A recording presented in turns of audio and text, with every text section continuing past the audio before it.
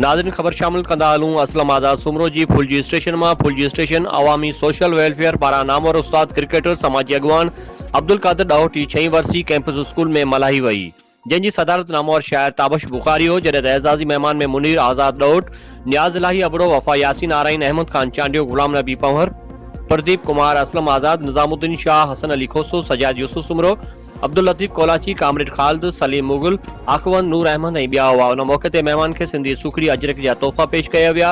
अॻवाननि अब्दुल कादिर ॾाहोट खे बेटा पेश कंदे चयो त अवामी वेलफेयर जा दोस्त जस लहन त बहितरी किरदारु अदा कयो आहे। हिननि वधीक चयो त अब्दुल कादिर ॾाहोट गुणरुखी शख़्सियत हो, उस्ताद सां गॾोगॾु बहितरीन क्रिकेटर हो। हिन पंहिंजे ख़ुशि इख़लाक़ ऐं तबियत सां हर माण्हू खे मोहियो। अब्दुल कादिर ॾाहोट मुख़्तलिफ़ तंज़ीमुनि में रही समाजी कम कया। संदन ख़िदमतूं हमेशह यादि रहंदियूं।